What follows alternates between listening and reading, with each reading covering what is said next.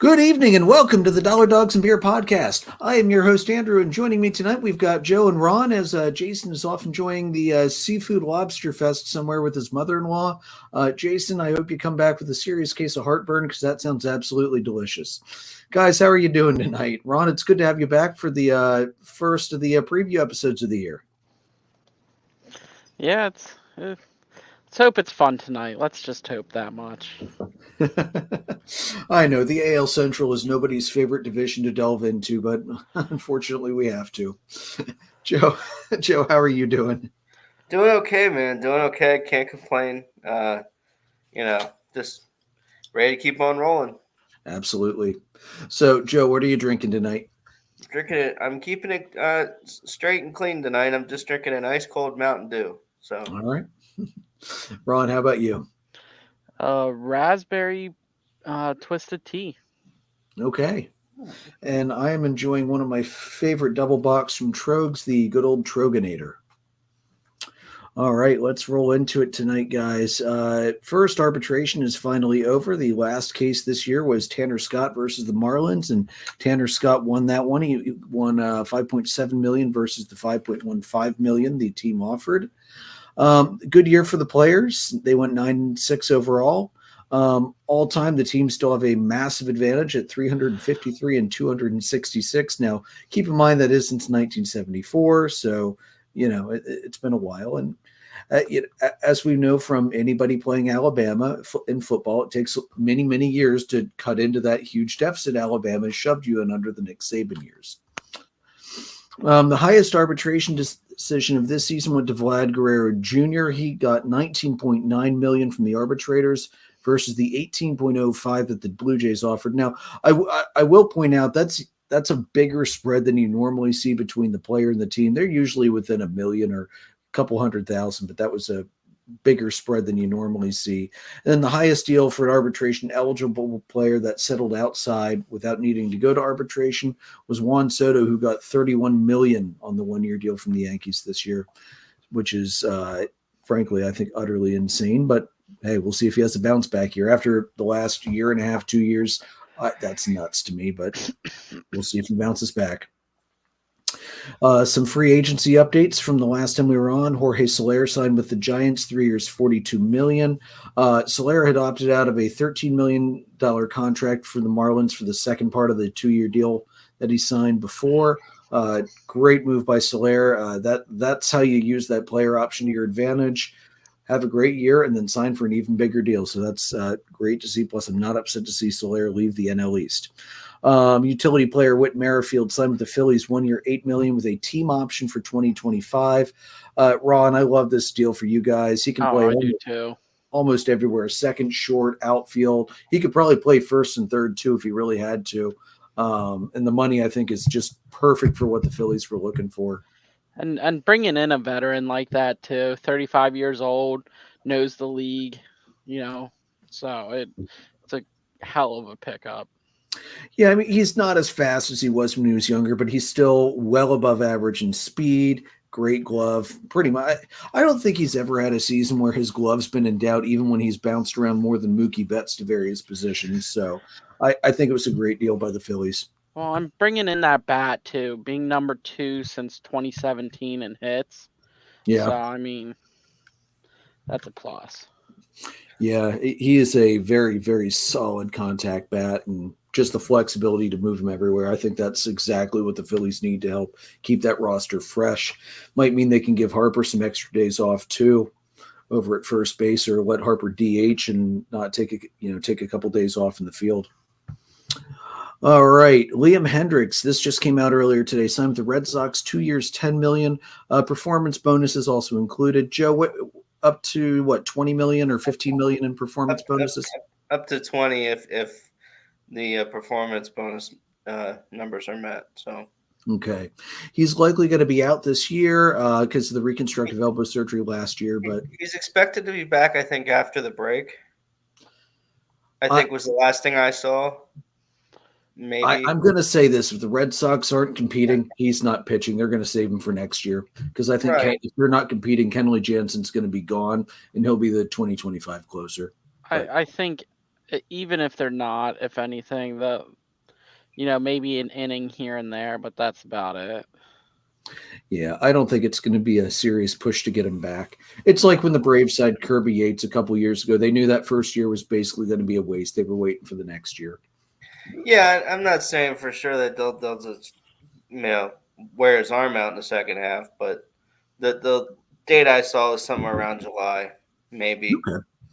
Well, that wouldn't be so bad then. Yeah. David Peralta signed with the Cubs. The details were not yet released on that one. Joe, the Cubs did something. Holy crap. Yeah, I'm not 100% sure what it means just yet.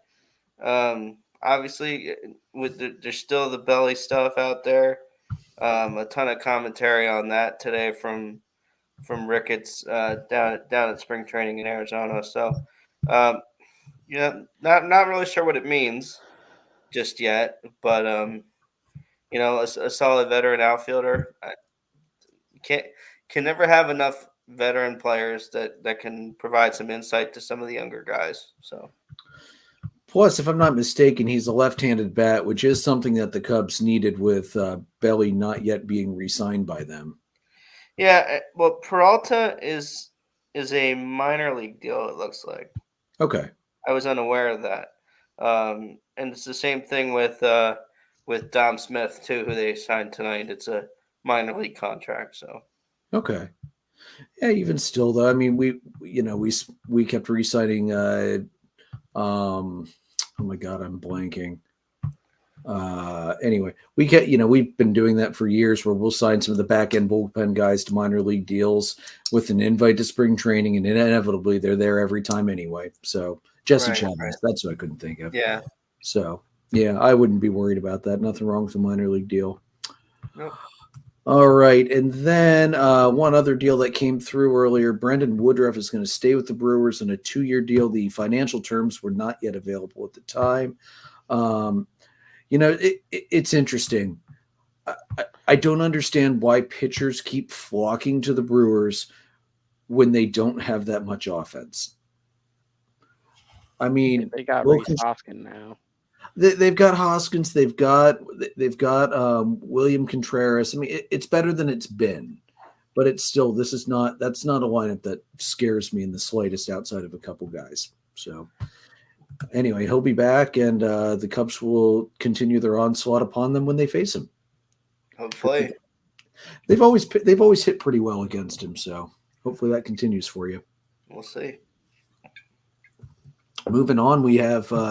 The Jackie Robinson statue was stolen from McAdams Park. That's down in Wichita, Kansas. 3 weeks after it was stolen, they have finally made an arrest. And that was stolen actually on Jackie Robinson's birthday. That park is home to League 42, which is a youth league, and they had paid to have the statue commissioned. Ricky Alderte, a 45-year-old gentleman, was charged with felony theft, aggravated criminal damage to property, identity theft, and making false information. The statue was valued at $75,000, which is why it's a felony theft charge. I believe it's anything over $30,000 or $35,000 goes to felony. The police believe the statue was stolen for the scrap value of the metal, which is 95% copper, and I believe the other 5% is bronze. They don't believe it was a hate crime. Aaron Moses of the department said, quote, "The investigation has not revealed any evidence indicating that this was a hate-motivated crime. We believe this theft was motivated by the financial gain of scrapping common metal." I'm going to say bullshit on that personally. You don't steal a statue of a famous black man who broke the color barrier on his birthday just to scrap the metal. That's just too many coincidences for me. But anyway, all that was left of the statue was the ankles. The bronze replicas of his cleats were the only thing left behind. The community has had a huge outpouring of support. $300,000 plus has already been raised by the community. MLB has also promised donations, as both individual players and several teams had expressed interest in donating money towards the reconstruction of the statue. The original artist of the statue is dead, but it was cast, and the casting is still stored, so they will be able to have an exact replica of that statue remade. Hopefully they can use some of that money for some security upgrades around there to make sure that doesn't happen again. So glad that there will be some result from that. Potentially, there were up to 3 individuals, if I remember the initial article that I read. So possibly more charges coming in the future as well. All right, now let's get into some uniform updates. First, the City Connect update. The Dodgers have been announced as the first team that will get a second City Connect uniform because I guess they finally realized, like everybody else, their uniform was so bad it needed to be overhauled quickly. And let's face it, Los Dodgers in the exact same Dodger blue, and yeah, that was some of the most uninspiring. I mean, they've already tweaked it a couple times, going from a mono blue to at least having white pants and changing the hat. I'm glad they've realized that it was an absolute dud to start with and that they should start over. The Yankees and the Athletics will not be getting City Connect at all. The Yankees does not surprise me in the slightest. This is a team very steeped in the tradition of their uniforms. When MLB did turn ahead the clock back in 2000, the Yankees said, we don't need to make a new uniform for turn ahead the clock because we will be wearing these same uniforms. And as history turned out, that was absolutely correct. And not surprisingly, the Athletics, of course, it doesn't make sense to do a City Connect for a team that is a franchise that's in flux between a potential move to Vegas. And I'm going to keep calling it a potential move to Vegas because there's a whole lot of crap that's got to happen that has not happened yet to make me feel confident in saying they are definitely moving to Vegas. So we'll just leave it at that. The teams that are getting new City Connect uniforms this year, the Guardians, Twins, Tigers, Mets, Phillies, Cardinals, Rays, and Blue Jays. Ron, I know we saw that that potential leak for the Phillies, the blue gradient ones. If those are the actual City Connect uniforms, what do you think? I mean, I think I'm indifferent about it. I get the color scheme. It's for the city. But it's just like I'm indifferent. I'd have to actually see them if that is going to be the color, see them in person on the field. It's the only way I'm going to get like 100% answer of whether I like them or if I'm just like, not really the style I thought it should be.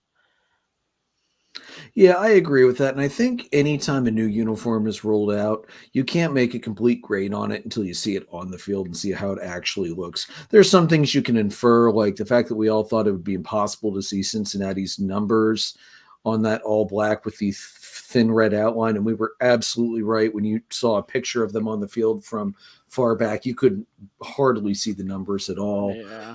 And frankly, the players blended in with the umpires. So, sometimes you can infer, sometimes it's good to wait and see. I'm curious because I don't think gradients generally work well on uniforms, but this might be okay. I didn't immediately hate them when I saw them like I did with some of the others, the Dodgers, for instance. That was instant hate from me, but I definitely do want to see these before we pass final judgment on them because they could be okay. You never know. Now, as far as the rest of the things about the new uniforms, the new template Nike has rolled out this year has not been getting rave reviews from the players during spring training. Cardinals pitcher Miles Mikolas noted, quote, "They don't fit right. The pants are no longer as customized. The fabric is a very different consistency." Some quotes from various unnamed players around the league. "They look cheap. I don't like them. They're not great. Definitely not an advancement." Philly shortstop Trey Turner said, quote, "We all liked what we had. We understand business, but I think everyone wanted to keep it the same way for the most part, with some tweaks here or there. I know everyone hates them." Since Jason's not here tonight, he sent his thoughts along. Quote, "I also don't like them. They look like a cheap replica. The smaller name on the back looks incredibly stupid."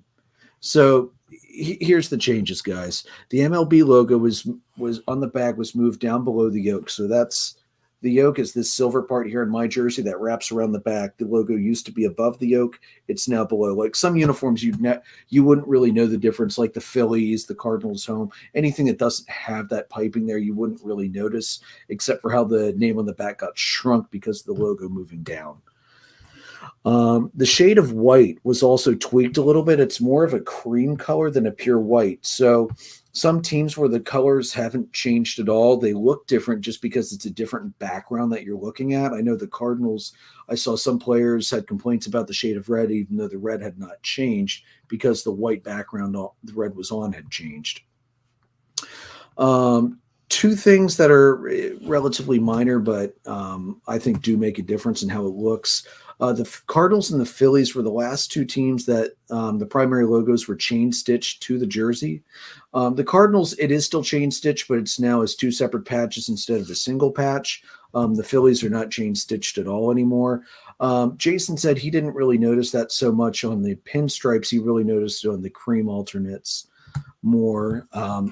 With the new design of the uniforms, the striping at the end of the sleeves now runs all the way to the edge of the sleeve. There's not that little gap in there anymore. The fabric is supposed to be more lightweight.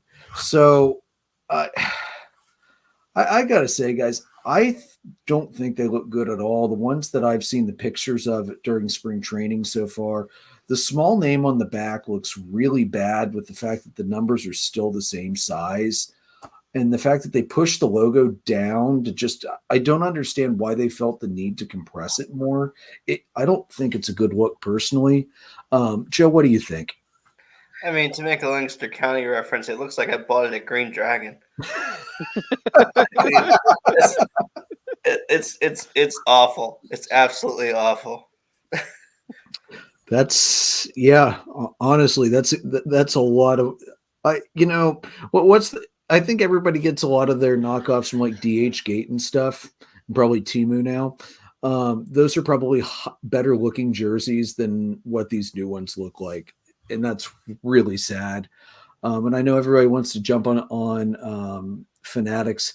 This is actually not Fanatics' fault. This is all Nike's doing. Fanatics is just creating the jersey as spec'd by Nike. This is 100% on Nike right now. Shocker. Yeah, I know, right? Ron, what do you think? I just don't like how the nameplate looks, honestly. Like, why mess with something if it's already going good? Because it's Nike. Nike can't help but to mess with things that are going well. Yeah, but you got to think about it this way, too. The MLB has some say into it. Should, anyways. I'm sure they do, and I know they've done focus groups on it, but they don't care. They don't care what the fans think. They're putting out what they think is the best product for the players.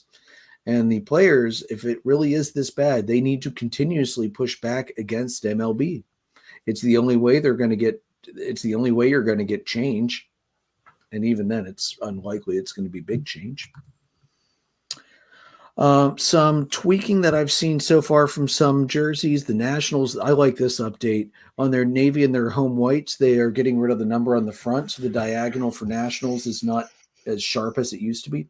Yeah, that's better. Instead of like that, it's more of a like this. I think it looks a little better. The Braves are tweaking the navy alternates, which I'm wearing tonight with my Acuna. This piping is going to be good. It's going to be changed from that silver color to the red.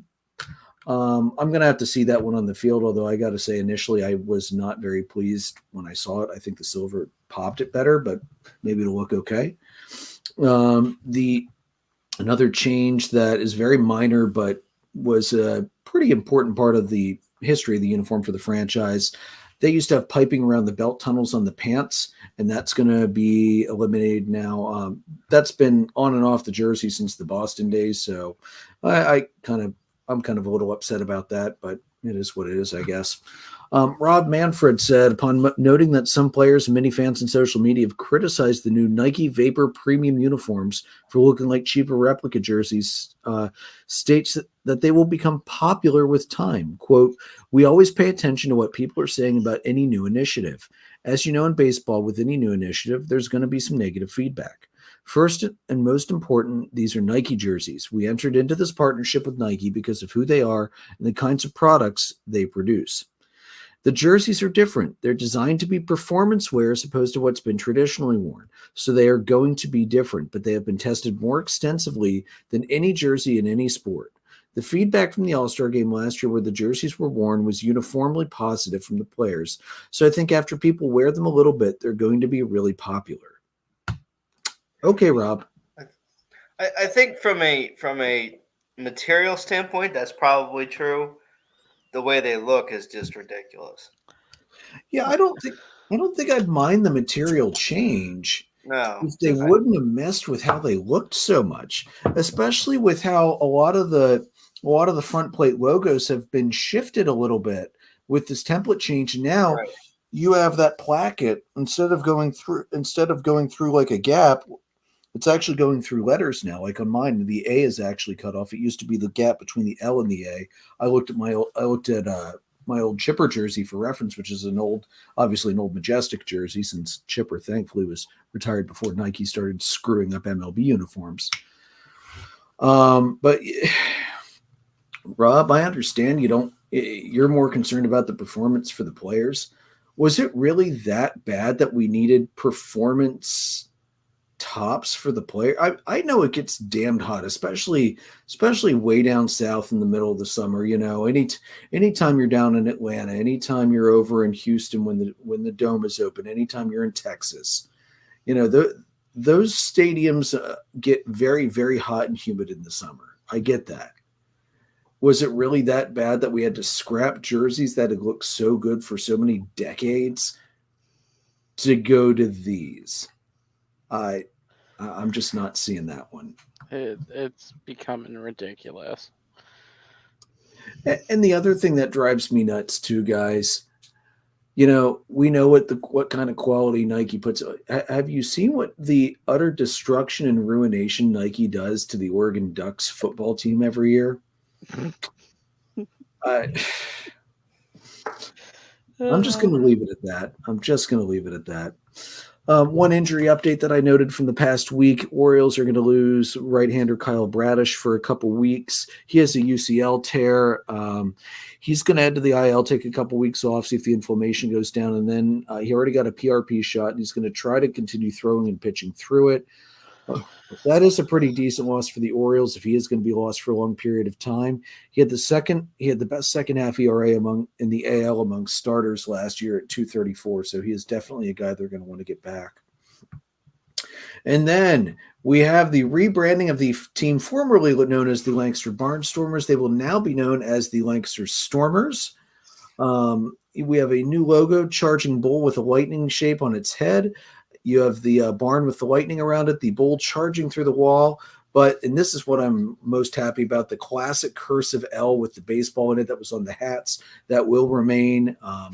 Jason said he absolutely loves the rebrand. People have been calling them the Stormers for years, and I'll admit I've been calling them the Stormers for years as well. The main logo is in dire need of a revamp. Keeping the L logo keeps the tradition there, and the alternate logo of the barn with the rooster silhouette is straight fire and pays homage to the Barnstormer name history. Well done.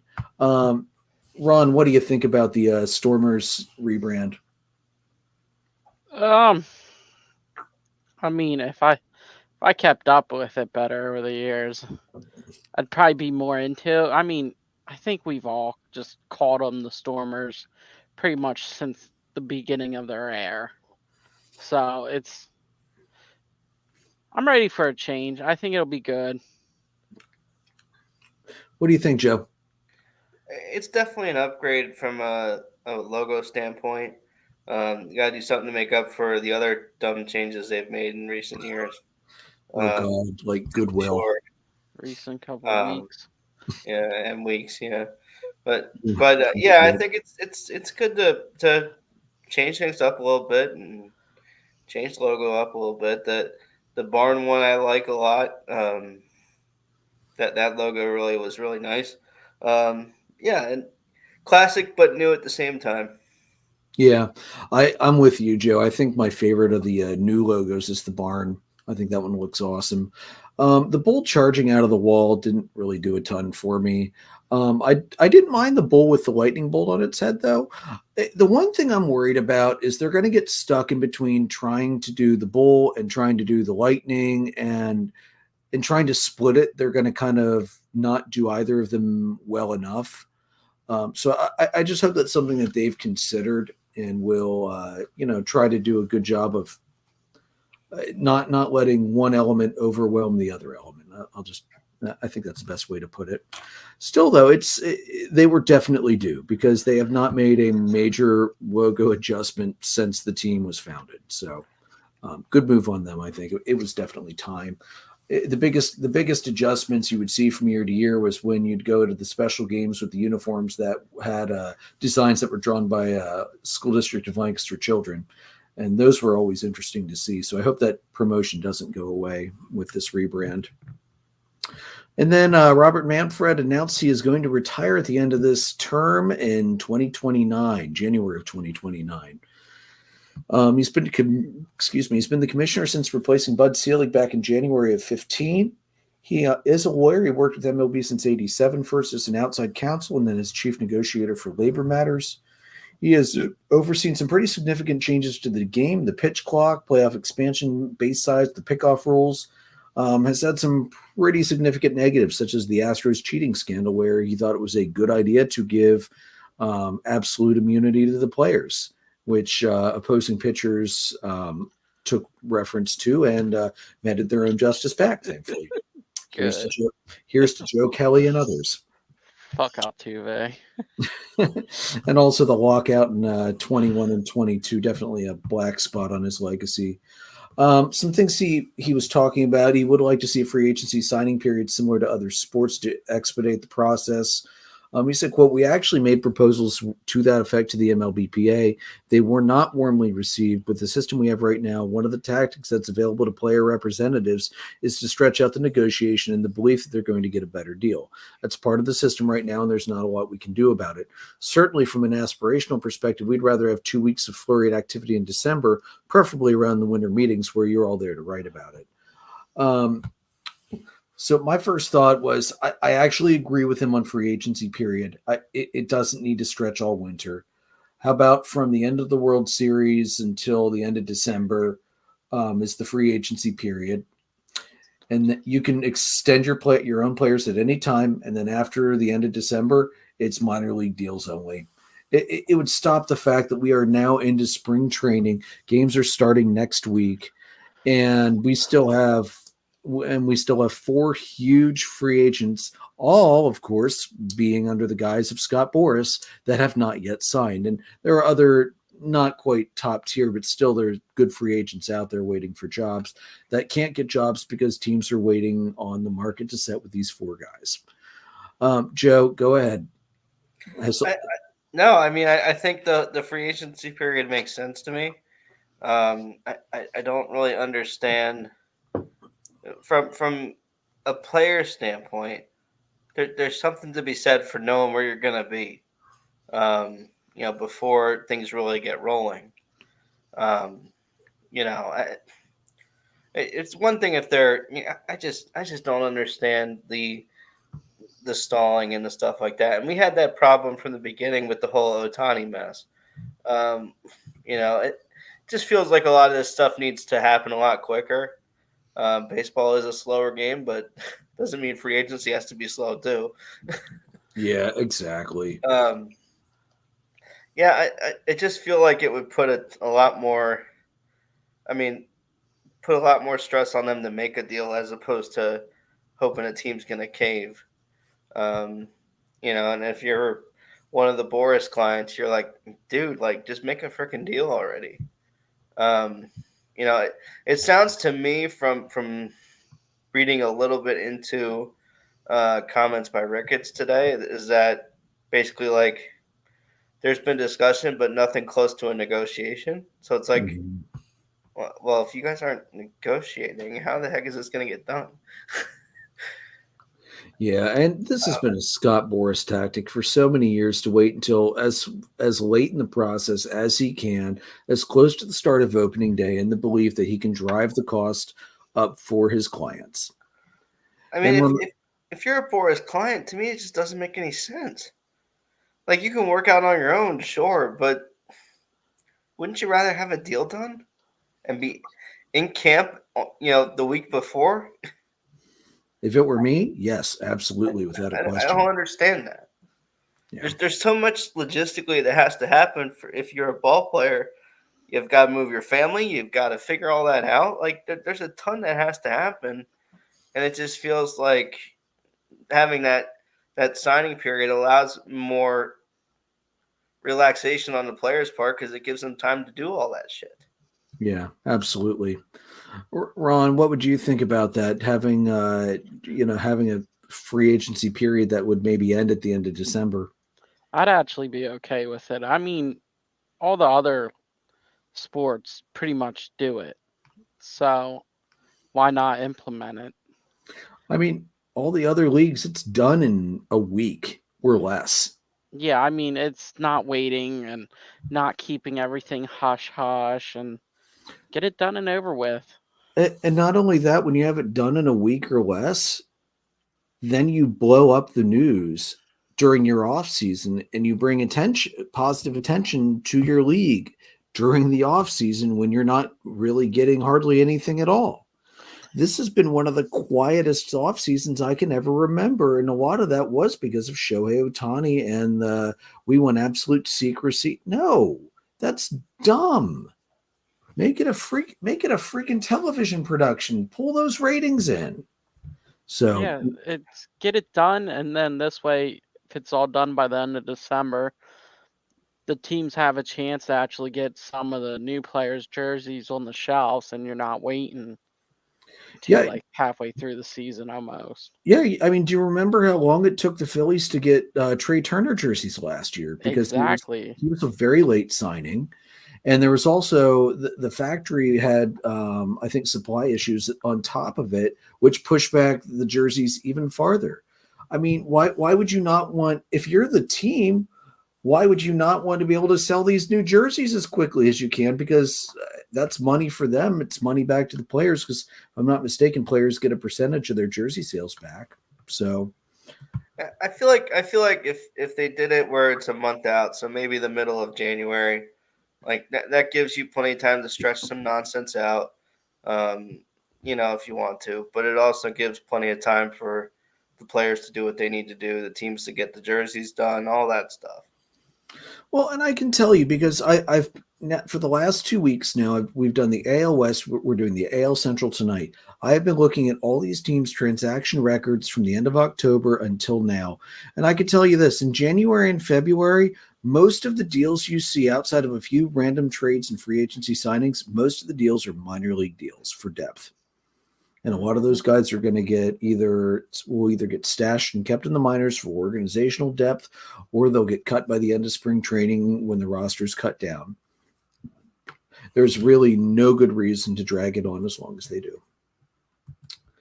All right, so speaking of the AL Central, let's roll into it. We will start with last year's fifth place team, the Kansas City Royals, who ended up with a gloriously bad record of 56-106.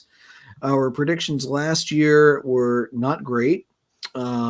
Jason was the closest at 58-104, so he was only 2 games off. I had him at 62-100, Joe 63-99. So yeah, actually we weren't as badly off as I thought we were. Sorry, I misread that. Looking at their win changes from 21 to 22, they dropped 9 wins, and from 22 to 23, they dropped 9 more wins. So they really need to work on turning that around. Depth chart this year, Salvador Perez still leading the way at catcher. Nick Lofton at first, although they do have Salvador Perez listed on the depth chart at first base, so it looks like they are finally getting ready at that point in Salvi's career where they want him to start playing more first base DH to save his knees for the long run but keep his bat in the lineup. Second base, Michael Macy. Third place, Michael Garcia. Shortstop, Bobby Witt Jr. In the outfield, MJ Melendez, Kyle Isbell, and Hunter Renfroe. DH, Vinny Pasquantino. And the pitching rotation, Cole Reagans, Brady Singer, Michael Wacha, Seth Lugo, Jordan Lyles. Pitching, you got Carlos Hernandez closing along with James MacArthur, Will Smith, Austin Cox, John McMillan, Angel Zerpa, and Nick Anderson.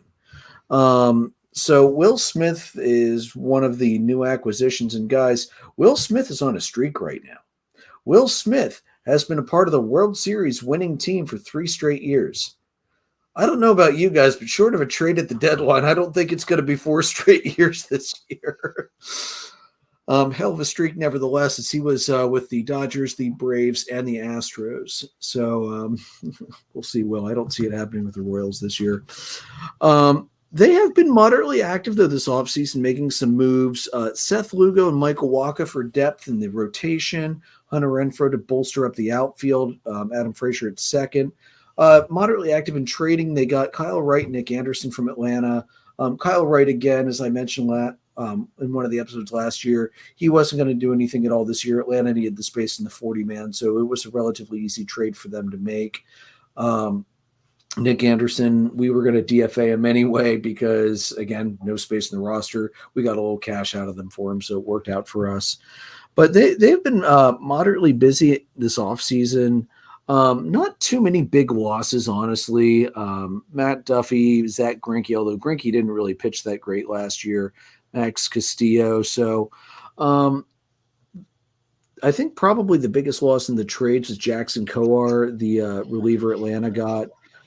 He's got a nice heavy arm. I'm actually really excited to see him pitch this year, but really they haven't sent anybody major away. It's been mostly depth moves. So Jason's thoughts were that he thought the Royals had a couple nice additions, but the team will still be terrible, still fifth, and he's going to put them at 59 wins. Ron, since you missed all of last week, we'll let you pick first tonight. What are your thoughts on the Royals? I know they're not going to be great, but are you thinking as poorly as Jason? Honestly, I wasn't going to go too much better. I'd say maybe 61 wins, but also fifth again. The only addition that I honestly liked that I kept up with was the Hunter Renfroe. I think that's a great pickup for him. Yeah, agreed. I think Renfroe is going to be a really good guy for them. He plays good defense in the outfield, and he's got a good bat, so he's probably going to be somewhere in the 2 through 4 spot in that lineup. Joe, what do you think? You know what? I think they'll get the 9. Let's say this: they get the 9 back, so 65 wins. Going 65? Okay. Yeah, they're going to be fourth in this division, I think. 65 and fourth. All right. Joe, I'm thinking more along your lines. I think they've done enough that they will have palpable improvement from last year. I don't know about getting the whole 9 back, but the AL Central is also terrible as a whole, which might help them. So I think I'm going to split you and Ron, and I'm going to say 63, but I'm also going to say 4th place, not 5th place. All right, let's move it on to the Chicago White Sox, who last year went 61 and 101 in one of the worst fall apart performances of any team in baseball last year. I don't think anybody predicted them to end up being as bad as they were, and that shows in our predictions. Jason was the closest, and by closest I mean not really, kind of like me and the Rangers last week. Jason said 80 wins, and that ended up being the closest. So, you know, like I said, like me and the Rangers last week when I was 15 games off the winning prediction. Yeah, so we failed on this one pretty bad. Joe said 86, I said 84, and Joe also thought they might win the division. So the White Sox have been in one of the worst tailspins over the last 2 years. From 21 to 22, they dropped 12 wins. And then from 22 to 23, they dropped an additional 20 wins. Let's look at the depth chart before we go into this more. Catching is going to be Max Stassi and Martin Maldonado. Andrew Vaughn at first, Nicky Lopez at second, Yoan Moncada at third, Paul DeJong at short. Outfield, Andrew Benintendi, Luis Roberts, Gavin Sheets, Eloy Jimenez at DH. Pitching, Dylan Cease, Michael Kopech, Tuki Toussaint, Michael Soroka, Eric Fetty, and Jared Schuster. Jesus Christ, this is half of that's former Atlanta Braves pitchers. Closing, Garrett Crotchet, Tanner Banks, Sammy Peralta, Lane Ramsey, and Tim Hill. So let's take a look. Let's break this down a little bit. So they were a little bit active. Paul DeJong as their starting shortstop. They got Max Stassi from Atlanta in a trade after we picked him up from the Angels. And we knew fully well that we were going to be turning him right away. Soroka and Schuster and Lopez, they all got from Atlanta as well. Soroka, change of pace kind of thing. He did not perform well in the majors last year, but did do well in AAA. So maybe a new spot after back-to-back Achilles will help him. Schuster had plenty of opportunities. Atlanta said, "Nah, we're done." I was kind of upset we lost Nicky Lopez. I loved that guy. He could play everywhere, had a great glove, pretty good bat, and had a 0 ERA as an infield spot relief pitcher. So, I mean, as a two-way player, he had a better ERA than Shohei Ohtani last year. Not qualified, but he had a better ERA. That's all I'm going to say. And Braden Shoemake, he was one of our top prospects, but he's blocked. He has nowhere to go and with RC at shortstop, so I was okay with that. Plus, his bat was I don't think was ever going to be an MLB quality bat. So, not a ton of losses, honestly. Grandal hurts them. Anderson doesn't hurt them at all. He did jack shit after he got leveled last year in that fight. Liam Hendricks, that it sucks to lose him because that was such a great sport. He was such a character. But really, when you look at their losses, they didn't really lose a ton of great talent. So, Jason's thoughts were this team has so much talent, but consistently underperforms. They have a bounce back year with Graffel going into his second year as manager. Jason's putting them at 82 wins and second in the division. Joe, you're pretty well in tune with the wonderful city of Chicago with your family out there. What do you think? I'm going 58. They're going to lose 3 more. I don't. They made no major improvements. Paul DeYoung is better than Tim Anderson was last year, but maybe defensively at least. Offensively, I don't think he's an upgrade by much. I think losing Grandal, who got on base more than anybody, and losing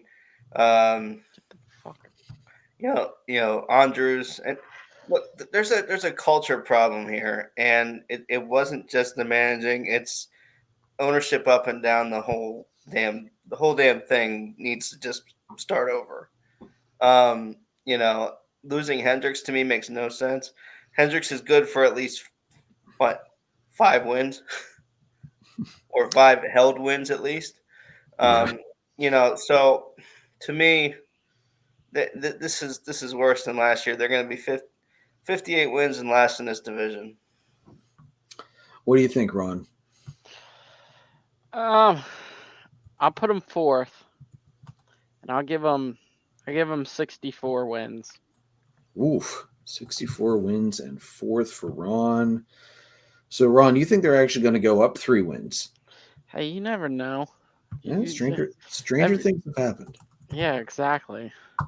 I love Jason. He's a great guy. I think he is completely full of it in this case. I don't think they're going to get anywhere close to 82 wins. And you watch, they come and win the division and at like 89 wins or something. Dude, this division is so bad, top to bottom. Anything could happen. The Royals had 56 wins last year. I think that's where the White Sox end up. I think they're going to be 56 wins, and I think they're going to be dead last. I'm going to be even more pessimistic than Joe. And to be honest, if they end up with fewer than 56 wins, I won't be shocked at all. Because No. I think this team's horrible. And Joe, I think you nailed it. They need to fix the culture in that clubhouse, and I don't know if they have the right coaching staff to do that. And I don't know. I mean, I'd be happy to be proven wrong. I seriously would, from a managing standpoint. But your ownership, your GM, did nothing really substantial to improve you this year. And let's be serious about this.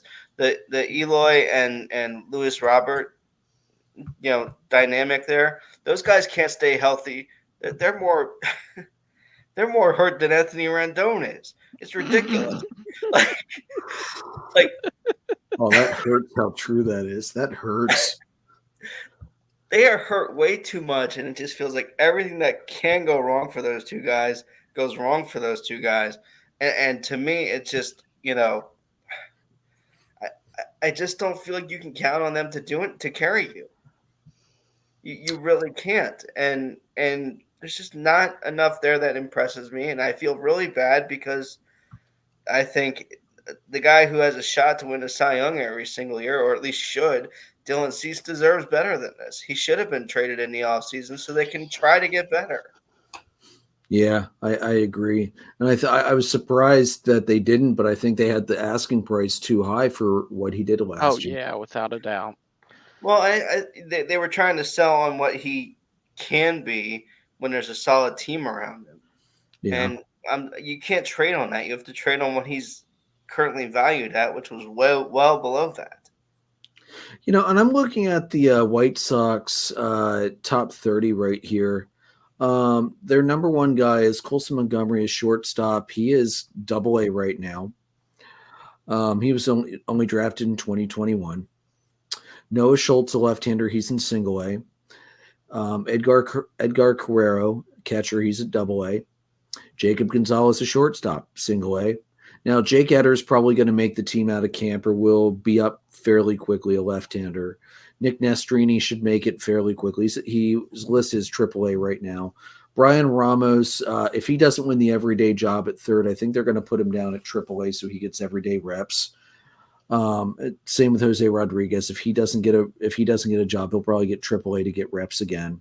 Then you've got Kai Bush's in AA, Jonathan Cannon's in AA, Peyton Pallett's in single A, Grant Taylor's in rookie league, Seth Keener is in single A, Sean Burke's in AAA.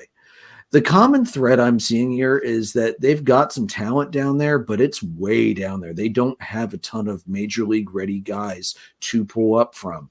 And that is why I am going to stick with my Morebound prediction, and I'm going to say 56. And again, I will not be shocked if it's below 56.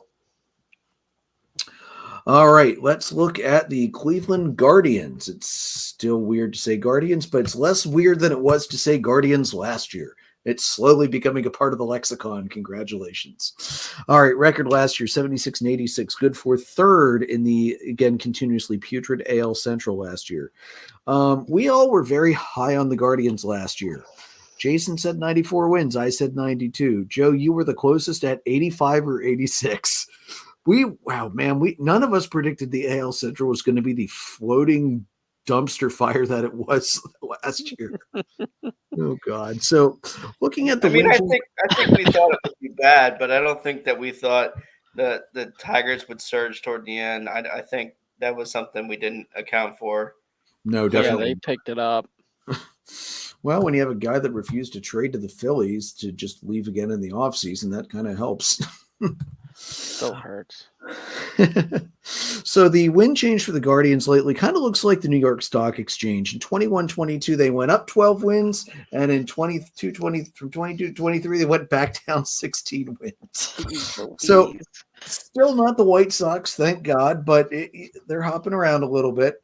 The depth chart, you got Austin Hedges catching with Bo Naylor, Josh Naylor at first, Andres Jimenez at second, the great Jose Ramirez at third base, Brandon Rocaccio at shortstop, Stephen Kwan, Miles Straw, Will Brennan in the outfield.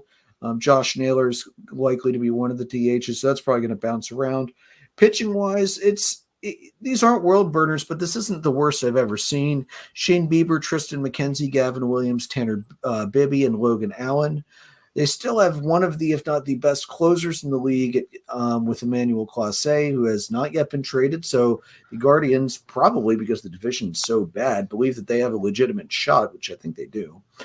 Trevor Stevens, Sam Hedges, Eli Morgan, Anthony Goose, and Nick Sandlin to round out the rotation. Now, they were not super, super busy, and that's not terribly unusual for them as a franchise. I think that one of the most interesting deals, honestly, I thought was hiring Stephen Vogt to be the manager with absolutely no managerial experience before this. I like Vogt. I really do. And everything I've read about him, he's a great bench guy. He's always been that classic guy who is taking note of what the manager's doing and why he's doing it. He is a former catcher, though, and as Joe can very much astutely point out, and frankly, Ron, you too, former catchers may not always be the greatest managers, especially when it comes to the pitching staff. So we'll have to see how that works out for them. Yeah. So they really only have two signings of note: Michael Kelly and Ben Lively. Alfonso Rivas they DFA'd later after signing him, and Christian Betancourt they signed and then later traded to Miami for cash. They did grab Scott Barlow from San Diego in a trade, Cody Huff in a trade, and Estevan Florial in a trade. Some losses. Lucas Giolito is going to hurt losing him. Cam Gallagher is going to hurt losing him. He was a solid catching option for him. And Reynaldo Lopez. And then not too much really not too much otherwise in the trades other than Betancourt. Jason's thoughts should be decent, still have a solid roster, especially at infield, and that I absolutely agree with. That's a very solid infield, especially at third base. Overall, just kind of average. Pitching may let them down. He's going to put them third in the division at 80 wins. That is Jason's prediction. Ron, why don't you go first this time? What are you thinking? I'm going to put him second, and Okay. I'm going to say like 84, maybe 85 wins. 84 Just- to 85. Just because it is the Central, and they always seem the Guardians are always hit or miss. And this is just this division sucks to predict. Let's be real here. It sucks because none of the teams have any great strengths to pull them away from the others. Joe, what do you think? I'm gonna go with they're gonna be at 70 wins. Okay. And they're gonna stay in third in this division. I think we're as good as and as talented as this team is. We're really, I think, de-emphasizing the Terry Francona effect here. I mean, yes, that team is extremely talented, and they fell off toward the end of last year. There's no doubt there, but I do think that this is a much better ball club if Francona is the manager. Yeah, I think there's definitely going to be a downgrade without Francona. One thing to look at of the top 10 prospects for the Guardians, 1, 2, 3, 4, 5, 6 of their 10 top prospects are at AAA or higher, or projected to make the major league roster out of camp. So they're going to be a young team. And is Stephen Vogt going to be the right guy to lead a young team? I don't know. I don't think he's going to be as good with young players as Terry Francona was, because for all the complaints people have had for Tito over the years, which really there shouldn't be many outside of Phillies fans, because let's face it, all managers suck in Philadelphia and then get good when they leave Philadelphia. It's just it's how the circle of life works, Ron. I'm sorry. But Terry Francona, one thing I've always noted with him, no matter where he goes, he was always good at getting the young guys to perform maybe even a little better earlier than they should have. So I think that tempers my expectations somewhat. I think they're going to end up being third. I see. I'm stuck here. I'm not going to pick a position. They're either going to be third or second. I don't think they're going to be first, because I'm just not sure with the Tigers yet. So I'm going to say 79 wins. I'm going to go just behind Jason on this one. I think I do think they're going to be right around that 500 cusp. I won't be surprised if it's anywhere from like 79 to 83. I don't think they're going to do much better than a little over 500, though. I don't see this as a team that's going to be able to catch fire and get enough space between everybody else to get to the end of the year in first, despite the weakness of the division. But I think the Guardians, we're going to learn a lot about the Guardians this year that will make them, I think, a lot easier to predict next year. All right, let's move it on to the Detroit Tigers last year at 78 and 84, second in the AL Central. Yes, for the sports fans keeping track at home, 4 out of the 5 teams in this division were under 500 last year. So last year's predictions, Joe, I'm not giving you closest because you literally gave us a 30-game range from 66 to 96 wins. No, I don't think I did that. I probably said that's what the record was going to be. Oh, okay. Okay, so you said 66. Okay. I'm assuming that's what I did. Okay, that's fair. I don't think I gave a range. That was probably a win-loss record. Because I was like, that's a huge range. I mean, I know Joe hedges his bet sometimes, but hedging the bet 30 games seems a little odd for Joe even. So All right, so No. Joe had 66. Jason had 69. A nice guess, but unfortunately not the closest. I was the closest at 70, which isn't terrible, although I don't think any of us would have guessed second place at 70, even with 70 wins last year. So, again, the Tigers have been like the New York Stock Exchange, down 11 wins from 21 to 22, and then up 10 wins from 22 to 23. Not a terrible depth chart, fairly young outside of El Blanco over there. Carson Kelly catching, Spencer Torkelson at first, Andy Ibanez at second, Andre Lupicius at third, Javier Baez at short, Mark Canyon in the outfield with Parker Meadows and Riley Green, Kerry Carpenter at DH. Pitching, Kenta Maeda, Tariq Skube, Jack Flaherty, Matt Manning, Alex Fado. Closing is Andrew Chaffin, along with Jason Foley, Alex Lang, Mason Englert, and Shelby Miller. I will never not love Shelby Miller for the absolute fleecing Atlanta was able to pull on the Diamondbacks with him. So you can't deny some pretty big losses for the Tigers. One of the GOATs, Miguel Cabrera, is gone. Miggy, we'll see in the Hall of Fame someday in the first ballot. And if you're not a first ballot Hall of Famer, I got a lot of questions for the writers, like, why are you still writing, among other things. They also lost Eduardo Rodriguez again. Like I said, refused to trade to the Phillies and then left in the offseason anyway. Spencer Turnbull is also gone. Matthew Boyd is gone. Kenton Maeda, Andrew Chaffin, Jack Flaherty, and Shelby Miller were pretty much the main picks McCanny was received in a trade. Now, I like the Flaherty move because they're not expecting him to be an ace. And he's been so hurt the last couple of years. They want to see if there's any of that near Cy Young level performance left in his arm. And I thought the money on that deal was good money both for him and for the team. I thought it was a great deal, honestly. This Tigers team, the offense is not bad. It's the pitching I've got a lot of questions with. Jason said they've got lots of talent. They can be around where they were last year. I think overall the top of the division has more talent and they have a big slip. Jason's dropping him all the way down to fourth in the division at 77 wins. Who went for Ron? Why don't you go ahead with this one? What are your thoughts here? I'm gonna give him third at 80 wins. Okay. 80 wins, third place. Joe, what do you think?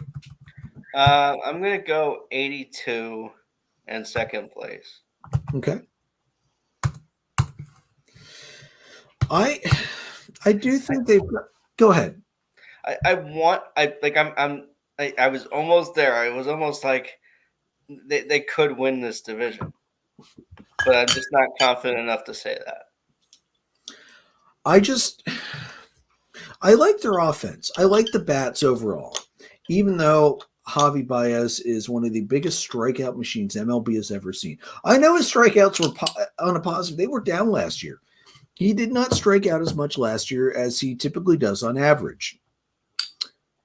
I'm not ready to call that a new thing for Javi. I kind of think that's more of a one-year fluke. That said, he's still a ridiculously dynamic player. He still has good wheels. He still plays good enough defense out there. I think this is a team that has the potential to surprise us with how good they end up being. I don't think they're going to be better than the Twins. I still think the Twins are the better team overall. But they've got some talent getting ready to come up. Colt Keith should be up at some point this year. Wilmer Flores, if he doesn't make the roster out of camp, he'll be up at some point. Parker Meadows, another guy who should be up fairly quickly for them. I know they have him on the depth chart now, but he's still a rookie, so they might hold him down a little bit. I don't hate this team. I want to hate this team, and I can't hate it. I think they have just enough that are going to stay over 500. I'm going to go 85 in second place. I know the win total is high, but I think there's enough here.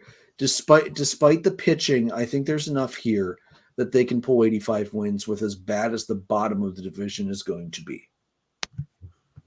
Plus, again, they still get the Oakland Athletics, so that's good for probably 5 out of 6 wins right there. All right, let's roll it then into the champions of the division last year, the Minnesota Twins at 87 and 75, first place last year. Our predictions last year, I was the closest in the win total at 83. Jason said 81. Joe said 80 to 82. Joe said 80. So that's right. Some of us did. Why do we do records for some of these and win totals for others? Maybe I did give a range for this one, but I don't think I gave a range for the other one. I don't Range of know. 30 games. Stranger things have happened. Stranger things have happened. But anyway, we were all pretty close to this one last year. I'm happy to say the Twins have been on a steady increase for the last couple of years. 21 to 22, they went up 5 wins. 22 to 23, they went up 9 wins. I don't think they're going to have another jump of 9 wins this year because that would put them at 96 wins, and I don't think this is a 96 win team. Here's the depth chart. Ryan Jefferson, Christian Vasquez catching, Alex Kirilloff at first, Eduard Julian at second, Royce Lewis at third, Carlos Correa at shortstop, Matt Wallner in the outfield with Byron Buxton when he's healthy and Max Kepler, Carlos Santana at DH. The pitching isn't bad. Pablo Lopez, Joe Ryan, Bailey Ober, Chris Paddock, and Anthony DeSclafani. And honestly, the 4-5 spot is exactly where DeSclafani should be. So I think lucky for him that he got traded from Seattle after he got traded to Seattle. Closing Jahan Duran, who if it weren't for Class A in this division, he would be the best closer in the division, I think. Along with Brock Stewart, Griffin Jacks, Caleb Thielbar, Justin Topa, and Louis Varland. They've been a little busy. They picked up Josh Stalmont, Ryan Jensen, Daniel Duarte, Zach Wise, Carlos Santana, Jay Jackson, and moderately active in trades. Not really too much in the loss department. They lost Jordan Luplo. They lost Joey Gallo, though let's face it, Joey Gallo is a strikeout machine anyway at this point in his career. Dallas Keuchel's not really a loss at this point in his career. That's addition by subtraction. Kenta Maeda, Sonny Gray is a loss. They're definitely going to feel the loss of Sonny Gray. But that said, guys, and losing Jorge Polanco, trading him to Seattle, to be honest, they already had Carlos Correa anyway, and Eduard Julian looks like he's ready to step in at second base just fine. So Jason's thought they return the main core that got them to 87 wins. They drop in win total, but still get the division winners at a sad 84. Don't be surprised if they fall way down, though. Either this division is bad. And yes, that said, I do agree with Jason on that. The division is bad. And honestly, an 84 win division winner wouldn't necessarily shock me either. So Jason says first place at 84 wins. Joe, what do you got? I want to say I think 82 wins, and you'll notice that's the same as the Tigers. I think this is a tiebreaker situation, and Minnesota wins this division. Okay. I think the Sonny Gray loss is bigger than some people think, and you'll hear me say something similar to that effect, or to the gain of the Cardinals when we get to the NL Central. I think that's a huge move by them. So I think they're gonna miss Sonny Gray quite a bit. I don't think that the pitching additions they made are anywhere near that level from a talent standpoint. Maybe collectively they are, but not an individual. So I'm going to say 82 and a tiebreak to win the division. Okay. Ron, where you at? I'd probably say 86 and we'll win the division. Even with the losing of Gray, I think they still got a pretty good rotation there. Yeah, Sonny Gray is going to hurt. I'm going to keep them in first place as well, but I'm only going to go up to like 88. I'm only going to go +1 up to 88 wins in first. I think, Joe, I think you nailed I think Hammer hit the nail square on with that. Sonny Gray is going to be a bigger loss than most people are predicting. I do think they have enough, though, to mostly compensate for the loss of Sonny Gray. Sonny Gray is never going to be a 20-game winner. Let's be real here. He's not going to be a 20-gamer. I think 15 to 18 is a fair estimate for him for most seasons, though. So they're going to lose a little bit there. But I think they're going to be able to steal some because of the rest of the division just generally still being so bad. And let's be real. The bottom of the AL West is not good. The bottom of the NL East the AL East, tough to predict because Boston could do anywhere from really, really horribly bad or they might be around average. I don't think they're going to do better than average, let's be real. And because everybody plays everybody in this new scheduling that started last year, they're going to get the bad teams in the National League. They're going to get the bottom of the Central. They're going to get the bottom of the West. They're going to get the bottom of the East. So I think there's going to be enough bad teams in there that they will be able to rise just ahead of the Tigers, take second place. I do not want, once again, I'm going to say no wild card out of the Central this year, and I think we can all probably agree on that. Yeah, I would say that's fair. I would think. I mean, it's the Tigers are an outside shot at making the wild card if the numbers pan out. Yeah. I'm not seeing a whole lot of the top of the East and the top of the West are just so good. And I think it's going to be the same in the National League. I'd be surprised if a wild card came out of the Central, but we'll get to that in a couple weeks. All right, so guys, that's our predictions then for the Central Division of the American League. Next week, we will do the AL East predictions. I decided we'll do all of the AL, then all of the NL instead of going West, West, Central, Central, East, East, although I might go back to that next year because I kind of liked it a little better to go knock all the West, all the Central, and all the East off. But we'll talk about that next year. So next week, it will be AL East. I'm going to get a line out to Big Jim, see if he's available to join us. I know he'll be excited. A lot of good stuff to talk about with the Orioles next week. Along with the rest of the AL East, which I think is going to be, once again, an extremely competitive division in baseball, as it's been for quite a while. Guys, any other thoughts that you want to finish on for the Central or anything else about the state of baseball in general? No. Can't think of anything, no. Just happy baseball's back. Amen to that. Spring training games are going to be starting soon. Pitchers and catchers reported last week. Guys, it's baseball season. Football is over. We're done seeing the Chiefs until the fall, and then we have to listen to three straight all season from Travis Kelce and Taylor company. No, Ron, I will say this.